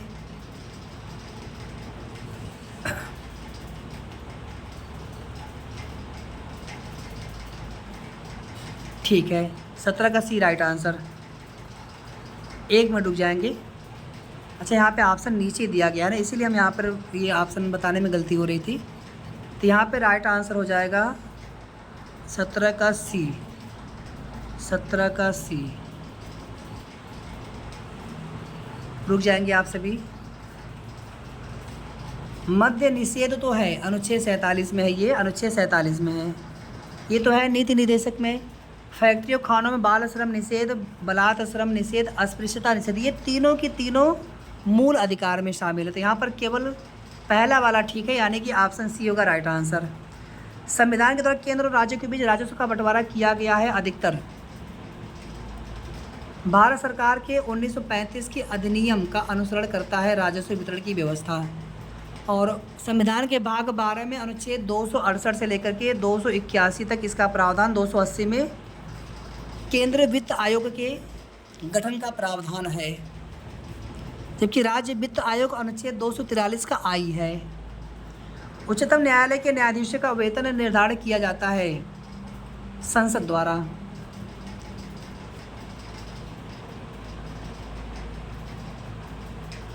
ग्राम पंचायतों की आय के साधन नहीं है, ये है, ये भी है, ये भी है। कृषि आय पर कर ये नहीं है। ये राज्य सरकार की आय का स्रोत है। प्रकाश की तीव्रता मापने के लिए लक्स मीटर नामक उपकरण का प्रयोग किया जाता है। एनीमोमीटर से वायु की गति मापी जाती है। अल्टीमीटर से जो जहाज़ें उड़ते हैं आसमान में उनकी ऊंचाई मापी जाती है। कैलोरी मीटर से ऊष्मा की मात्रा को मापा जाता है। हमने चारों बता दिया आप सभी को। तो इसीलिए हमने आप सभी से कहा कि भले ये आपको 400-500 प्रश्न आपको एक ही क्लास में देखने को मिले या जितने भी, उसमें आपको और अधिकतम प्रश्न अगर आप जोड़ेंगे तो काफ़ी ज़्यादा हो जाएंगे। लघु पतन के समय परिपथ में विद्युत धारा का मान कितना होता है? बहुत अधिक बढ़ जाता है। V बराबर IR होता है ओम के नियम के अनुसार। कृत्रिम वर्षा हेतु प्रयुक्त पदार्थ है सिल्वर आयोडाइड, जिनके भीतर अनुक्रम आधार में परिवर्तन कहलाता है उत्परिवर्तन। और जो DNA का जो डबल हेलिक्स सिद्धांत है वाटसन और क्रिक ने दिया था। इनमें से कौन विषाणु जनित रोग नहीं है? खसरा, पोलियो, रेबीज, ये सभी के सभी विषाणु जनित रोग हैं। नहीं है पूछा, यानी कि उपयुक्त में से कोई नहीं। अगर यहाँ पर नहीं होता तो यहाँ पर उपयुक्त सभी हो जाते। Right answer. अनवरत योजना भारत में लागू की गई थी 1978 में, जब कांग्रेस की सरकार गिरी और पहली बार गैर कांग्रेसी सरकार बनी 1978 में। जनता पार्टी की मोरारजी देसाई प्रधानमंत्री बने। उन्होंने योजना आयोग के स्थान पर या पंचवर्षीय योजना के स्थान पर अनवरत योजना लागू किया गया था 5वीं पंचवर्षीय योजना के रूप में। फिर बाद में आप देखेंगे इस योजना को समाप्त करके दोबारा से 51 से 56, 56 से 61, 61 से 66, 66 से 69 तक योजना अवकाश, 69 से 74, 74 से 79, 5वां था। अच्छा, 5वें को दोबारा लागू किया, 5वां नहीं 6वां था ये अनवरत योजना में, और फिर से दोबारा से लागू किया गया था 6वीं पंचवर्षीय योजना को। 5वीं में गरीबी हटाओ का नारा दिया गया था। पहला वाला हेराल्ड डोमर मॉडल पे था पंचवर्षीय योजना, दूसरा वाला महालनोबिस के सिद्धांत पर था। यहाँ पर राइट आंसर 1978। ये 80 तक चली थी योजना। और अनवरत योजना गुन्नार मिर्डल सिद्धांत पर आधारित थी। और इसी योजना में ट्राइसेम की शुरुआत की गई थी। ट्राइसेम का पूरा नाम आप लोग बता सकते हैं क्या? GST कैसा कर रहे हैं? गुड्स एंड सर्विसेज टैक्स, वस्तु और सेवा कर। अप्रत्यक्ष कर है, याद रखिएगा आप सभी। 1 जुलाई 2017 को इसे लागू किया गया था। कुल 17 करों को विस्थापित किया गया था। हेराल्ड डोमर मॉडल पहले वाले में अभी हमने आप सभी को बताया थोड़ी देर पहले। पहली पंचवर्षीय योजना 1 अप्रैल 1951 में शुरू हुई थी, जिसका लक्ष्य था कृषि का विकास करना। दूसरे वाले में उद्योगों का विकास करना। नागर विमानन मंत्रालय द्वारा शुरू की गई उड़ान में ए का तात्पर्य क्या है? तो उड़ान का मतलब है उड़े देश का आम नागरिक। तो ए का मतलब हो गया आम, एन का मतलब नागरिक, उड़े देश का आम नागरिक। 2016 में इसकी शुरुआत हुई थी हवाई यात्रा के लिए सस्ते दामों पर। निम्न में से कौन संपत्ति के श्रम सिद्धांत से संबंधित है? John Locke. हेमिस महोत्सव पर किस धर्म का प्रभाव है? ये मनाया जाता है लद्दाख में और 2 दिन तक चलता है। तिब्बती बौद्ध धर्म के संस्थापक पद्म संभव के जन्म के अवसर पर। इसका मतलब बौद्ध धर्म से संबंधित है, तो यहाँ पर बौद्ध धर्म कहीं पर ऑप्शन में दिया ही नहीं गया है, तो ऑप्शन ई हो जाएगा राइट आंसर। लद्दाख में देखेंगे तो एक बड़ा बौद्ध मठ भी है, हेमिस लद्दाख में है। संयुक्त राष्ट्र ने वार्षिक विश्व शौचालय दिवस के रूप में किस डेट को चिन्हित किया है? बहुत इंपॉर्टेंट ये भी है, 19 नवंबर को। क्योंकि 25 वाला तो आपके इस एग्ज़ाम से पहले है नहीं, तो 2024 वाला आपको याद रखना है, 19 नवंबर 2024 वाला, जिसकी थीम है शौचालय शांति के लिए स्थान। 2013 से मनाया जा रहा है ये दिन। एक व्यक्तिगत ओलंपिक पदक जीतने वाले प्रथम भारतीय का नाम क्या था? केडी जाधव, 1952 में। इनके अलावा भारत ने हॉकी में पहले केवल पदक जीता था, अब तो कई क्षेत्रों में भारत ने ओलंपिक में पदक जीत लिया है। भारतीय सेना की पूर्वी कमान का मुख्यालय निम्न में से कहाँ पर स्थित है? कोलकाता में। ध्यान दीजिएगा, पश्चिमी कमान चंडी मंदिर हरियाणा, पूर्वी कमान कोलकाता पश्चिम बंगाल, उत्तरी कमान उधमपुर उत्तराखंड, दक्षिणी कमान पुणे महाराष्ट्र। राज्यसभा के कामकाज के बारे में निम्न में से कौन सा कथन सही है? अनुच्छेद 79, राज्यसभा कभी भंग नहीं होती है। 79 में नहीं, राज्यसभा 80 में है और लोकसभा 81 में है। 79 में क्या है कि संघ के लिए एक संसद होगी जो राष्ट्रपति और राज्यसभा लोकसभा से मिलकर के बनेगी। अफगानिस्तान के साथ भारतीय सीमा की लंबाई कितनी है? 106 किलोमीटर। हालांकि पीओके की वजह से डायरेक्टली सीमा भारत की नहीं लगती है वर्तमान में, और इसी 106 किलोमीटर को डूरंड लाइन कहा जाता है भारत अफगानिस्तान के बीच में। इटली की राजधानी, इसमें से कोई नहीं है। इटली की राजधानी रोम है। न्यूजीलैंड की राजधानी वेलिंगटन है। उज्बेकिस्तान की राजधानी ताशकंद है। नॉर्वे की राजधानी ओस्लो और मालदीव की राजधानी माले है। भारतीय राज्य की पहली महिला मुख्यमंत्री कौन बनी थी? सुचेता कृपलानी 1963 में।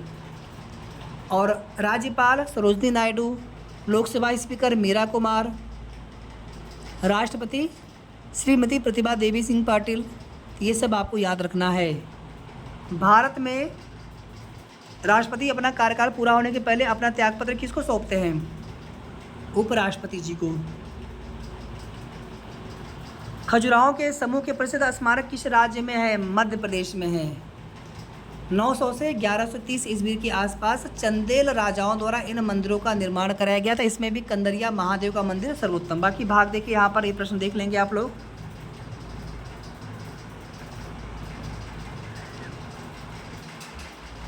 ठीक है, बहुत आसान सारे के सारे प्रश्न, बहुत ईजी हैं, बार बार नहीं एक्सप्लेन करेंगे गणित के प्रश्नों को। आगे चलेंगे, ये रीजनिंग के प्रश्न आगे हैं, ब्लड रिलेशन वाले प्रश्न हैं और इनको भी छोड़ेंगे, बहुत आसान होते हैं। अभी हमने ऑलरेडी आपको बता दिया इसके पहले तीनों प्रैक्टिस सेट्स में। आप क्लास को पूरा देखिएगा स्टार्टिंग से, और आप लोग प्लीज़ क्लास को शेयर कर दीजिएगा अधिक से अधिक, आप सभी लाइक कर दीजिएगा। और अगर आपने अभी तक हमारे चैनल को सब्सक्राइब न किया हो तो सब्सक्राइब भी आप सभी जरूर कर लीजिएगा। That which is incapable of being read और अंडरस्टूड, इसे क्या बोला जाएगा? इसे कहा जाएगा eligible. Select the most appropriate antonym of the given word. Davies का विलोम शब्द क्या होगा? स्ट्रेट माने सीधा। डेवियस माने गोलाकार या सर्किटस हो सकता है। डिसीटफुल माने होता है डिसहॉनेस्ट। श्रूड माने होता है एस्ट्यूट। कैलकुलेटिंग यानी कंप्यूट करना, एनुमरेट करना। Filling the blank, eggs are sold by the dozen. स्थानापन्न, स्थान धन आपन्न, स्थान धन आपन्न, कहीं पर दिया नहीं, यहाँ पर ऐसे आना चाहिए था, स्थान धन आपन्न, ये इसका सही संधि विच्छेद होगा। यहाँ पर राइट आंसर हो जाएगा ऑप्शन ई, क्योंकि इसमें से कोई भी नहीं दिख रहा है। इसमें अ और ये आ मिलकर के आ बनेगा, स्थानापन्न, ये दीर्घ स्वर संधि है। गलत विलोम युग्म का चयन करें। अचेत का विलोम सचेत ठीक है, अर्जन का वर्जन भी ठीक है या व्ययन, आगत का अनागत भी ठीक है, इष्ट का अनिष्ट होता है न कि अभिष्ट, तो यहाँ पर डी होगा राइट आंसर। लिंग की दृष्टि से एक सही नहीं है। दही बहुत खट्टी, दही जो है खट्टा होता है, दही पुल्लिंग है, दही हो गया। कुछ ऐसे शब्द है ना, आंसू है, दही है, प्राण है, ये हमेशा बहुवचन वाले शब्द भी है, और फिलहाल दही जो है पुल्लिंग होता है। वाक्यांश के लिए एक शब्द से संबंधित कौन सा जोड़ा गलत है? वाक्यांश के लिए जिसका इलाज कठिन हो, दुःसाध्य, बिल्कुल ठीक है। जो मनुष्यता से दूर हो, अमानुषिक हो गया। जो कम खर्च करने वाला हो, मितव्ययी, अधिक खर्च करने वाले को अपव्ययी बोलते हैं। जो इतिहास लिखे जाने के युग से पूर्व का हो, प्रागैतिहासिक बोला जाता है। इसमें से कोई भी गलत नहीं है, सभी के सभी सही है, तो यहाँ पर हो जाएगा राइट आंसर 59 का ई। इनमें से कौन से कवि अष्टछाप में सम्मिलित नहीं है? अष्टछाप कवियों में कुम्मन दास और सूरदास, ये सभी के सभी वल्लभाचार्य जी के शिष्य थे। वल्लभाचार्य जी के पुत्र ने स्थापना किया था, विठलनाथ जी ने, अष्टछाप की। इसमें 8 कवि हैं, कुम्मन दास, सूरदास, परमानंद दास, छीत स्वामी, एक मिनट, कृष्णदास, नंददास, चतुर्भुज दास, अब छीत स्वामी, गोविंद स्वामी। यहाँ पर देखेंगे तो हरिदास इसमें शामिल नहीं है, यानी कि कुम्भन दास, सूरदास, परमानंद दास, तीन हो गए, कृष्णदास, नंददास, चतुर्भुज दास, छीत स्वामी, गोविंद स्वामी, 8 लोग शामिल हैं इसमें। हिंदी गद्यांश और इन पर आधारित प्रश्न बहुत इजी होते हैं, आप लोग देख लीजिएगा। परिश्रम शब्द कौन सी व्याकरणिक इकाई है? परिश्रम संज्ञा शब्द है, इसमें लगा है इक प्रत्यय, तो बन गया है पारिश्रमिक। लेकिन परिश्रम का पूछो, परिश्रम एक संज्ञा शब्द है और परिश्रमी विशेषण होगा।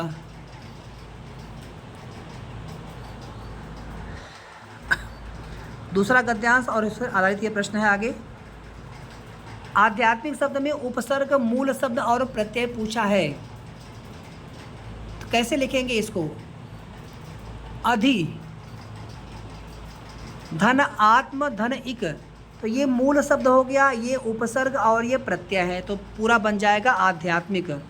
आत्म इक से बनेगा आत्मिक और अधि जोड़ेंगे तो आध्यात्मिक हो जाएगा। स्वामी विवेकानंद जी इस बात को समझते थे और अपने आचार विचार में अपने समय में बहुत आगे थे। वाक्य का प्रकार है और लगा है ना, तो ये हो जाएगा सीधे सीधे संयुक्त वाक्य। मिश्रित वाक्य में दूसरा वाक्य या कोई भी वाक्य दूसरे वाले वाक्य पर निर्भर करता है, सामान्य में केवल एक वाक्य रहेगा।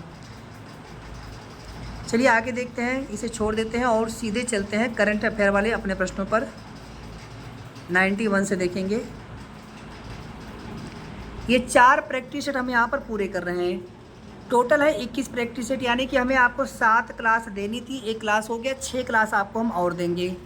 और ये 6 क्लास आपको हम चाहे जैसे भी करके आपको हम 5 सितंबर तक दे देंगे, यानी कि 3, 4, 5 में आपको हम 2-2 क्लास करके या फिर जैसे भी पूरा करा पाएंगे पूरा करा देंगे। तो आप लोग इसके बाद के सभी प्रैक्टिस सेट अच्छे से देख लीजिएगा। वह कौन सा राज्य जो स्वतंत्रता के बाद समान नागरिक संहिता लागू करने वाला देश का पहला राज्य बना है? आप लोग जान चुके हैं, उत्तराखंड। और उसके पहले की बात करेंगे तो गोवा है।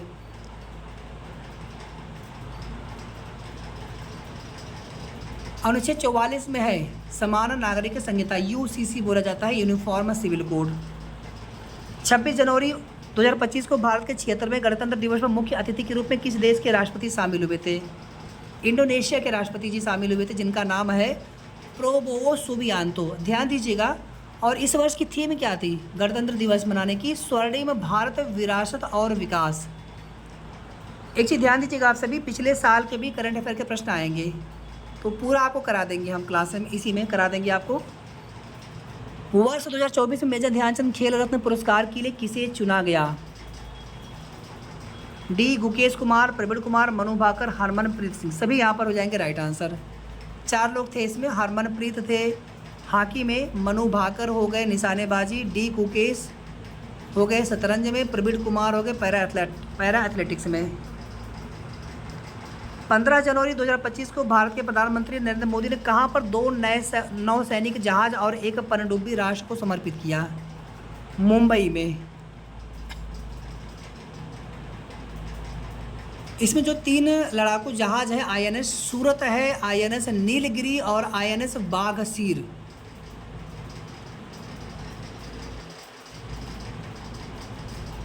साथ में देखेंगे तो एक पनडुब्बी का भी इसमें कमीशन हुआ है। 13 जनवरी 2025 को प्रधानमंत्री ने किस राज्य में जेड मोड़ सुरंग का उद्घाटन किया? जम्मू कश्मीर में।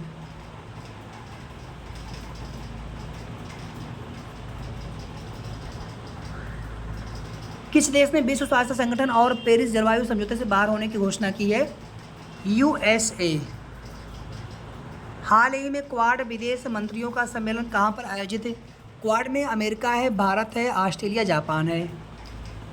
यहाँ पर राइट आंसर होगा अमेरिका में विदेश मंत्रियों का सम्मेलन हुआ था क्वाड में।